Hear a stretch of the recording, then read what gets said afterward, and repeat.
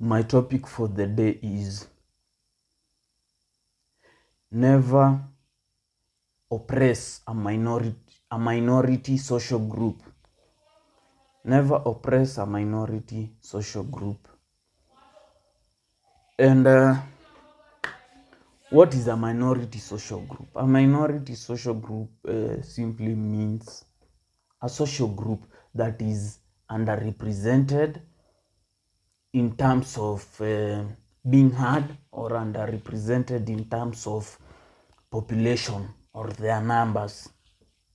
And what are examples of minority social groups, or what are examples of social groups?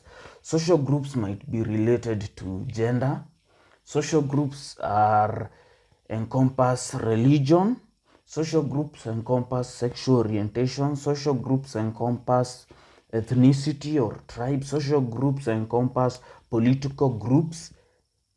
Social groups encompass also racial groups. And why am I saying never oppress minority social groups? I'm saying this because tables turn. That social minority group might be a minority at the moment, but in future, you don't know, it might turn out to be the majority, or it may take a higher position and even surpass those minority groups, or those groups that are in power, those social groups that are in power. Let me use an example of gender. You see, in gender, in many societies, women are usually categorized as a minority group. Mostly not because of their numbers, because their population is larger than even men in many societies, but they are referred to as a minority social group because of representation in the society, representation of their needs, also because of them being given a voice to speak or to be heard. So you see, women might be a social group at the moment. And in a culture, we have been in patriarchal societies, whereby maybe women are oppressed. Or so what happens? Society evolves, like we are currently seeing that women are being given, are being empowered, given more opportunities, whereby that minority status that they used to have is changing. What happens in case, I don't know where the society is going, but it's changing, and that is the trend we are seeing. What happens if they become a majority group and the men have oppressed them for a very long time? You know, in what I think would probably happen is that they would seek revenge. They would seek revenge for whatever was done to them. So tables turn. So they decide the oppression that they faced is the oppression that they direct to the other gender. Would it be fun for the other gender, for the men? And that's actually one of the reasons why you see, I'm not about equality. I don't support or think about such concepts. I'm just putting it out there how I think about the issue.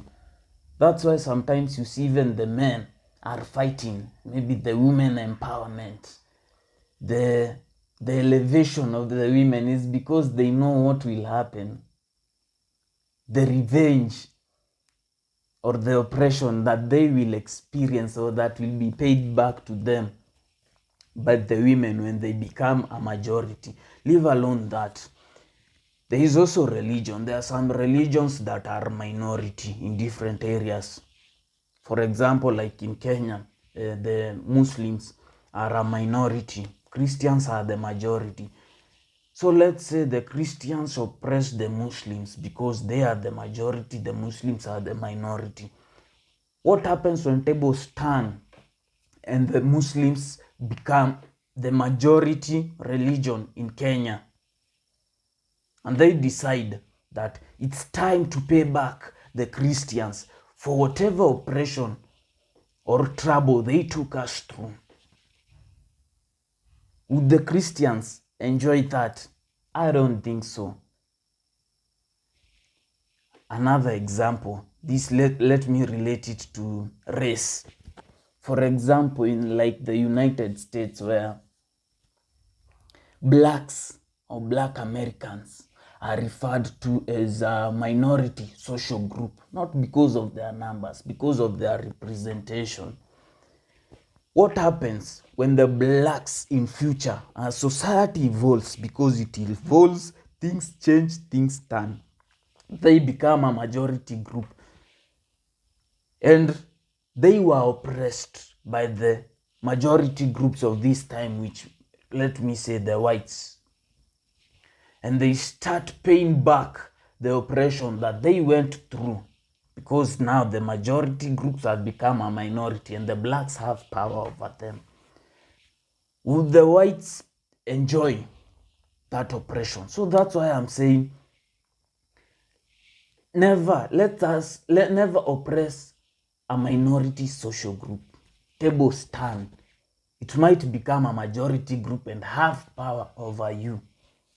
And remember whatever you did to it or to the members of that group, and decide to revenge or pay back. That happens also to, there is also minority in terms of sexual orientation.